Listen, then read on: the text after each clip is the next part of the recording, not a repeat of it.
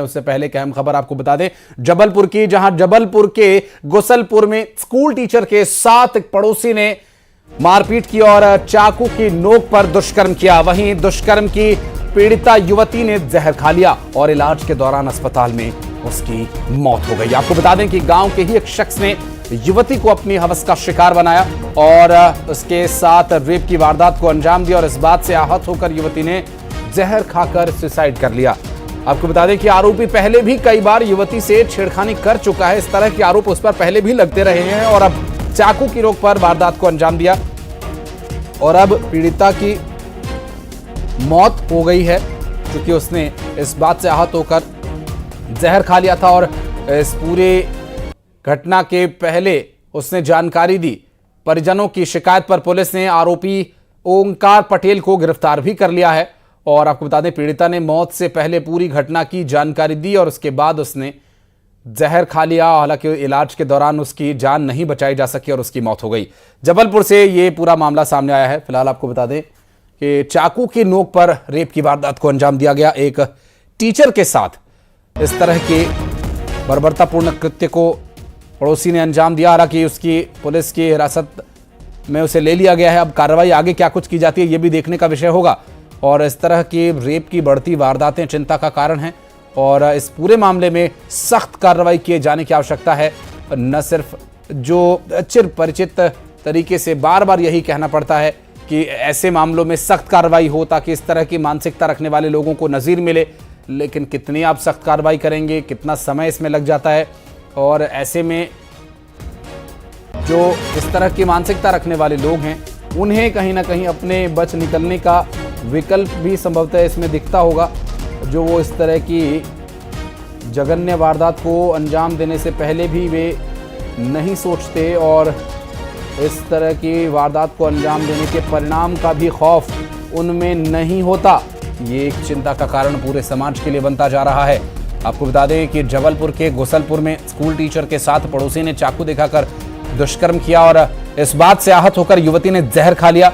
हालांकि इलाज के लिए उसे अस्पताल ले जाया गया लेकिन उसने दम तोड़ दिया। और आपको बता दें कि गांव के ही एक शख्स को इस पूरे मामले में आरोपी बताया जा रहा है और जो कि इस वक्त पुलिस की हिरासत में है, जिसने युवती के साथ दुष्कर्म की वारदात को अंजाम दिया। और आरोपी पहले भी कई बार युवती से छेड़खानी कर चुका था और अब चाकू की नोक पर वारदात को अंजाम दिया। वहीं पीड़िता ने मौत से पहले पूरी घटना की जानकारी दी। परिजनों की शिकायत पर पुलिस ने आरोपी ओंकार पटेल को गिरफ्तार कर लिया है और अब क्या कार्रवाई की जाएगी ये भी देखने का विषय होगा। हालांकि इस तरह के मामलों में कई बार लोगों के द्वारा मांग उठाई जाती रही है कि सख्त एक्शन होना चाहिए और सजाए मौत तक का प्रावधान ऐसे मामलों में होना चाहिए, जिसमें कि रेप पीड़िता के साथ रेप और उसकी हत्या के मामले में ये कदम उठाए जाने की आवश्यकता है। हालांकि इस रेप की वजह से उस टीचर ने जहर का सेवन कर लिया जिससे उसकी मौत हो गई। तो अब इस मौत का जिम्मेदार कौन है ये आप भी तय कीजिए और इस बारे में हम और डिटेल्स लेने के लिए चलेंगे हमारे सहयोगी पवन पटेल के पास। पवन, ये संस्कारधारी के संस्कार तो तार तार हो गए।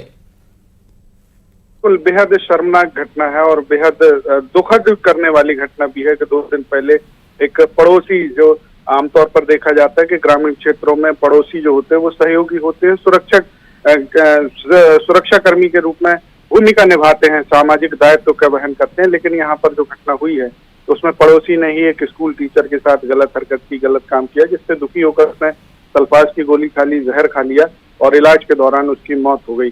फिलहाल पुलिस ने आरोपी को गिरफ्तार कर लिया है, लेकिन ये कहीं ना कहीं ये घटनाएं, इस तरह की वारदातें सामाजिक परिदृश्य का एक माहौल का एक प्रदर्शन करती हैं कि माहौल कितना बदल चुका है और अब कहीं भी कोई सुरक्षित नहीं है। फिलहाल पुलिस मामले की जांच कर रही है, आरोपी को जेल भेज दिया गया है। ठीक है पवन, आप नजर बनाए रखिएगा, आगे डिटेल्स आपसे लेंगे। बहुत शुक्रिया आपका।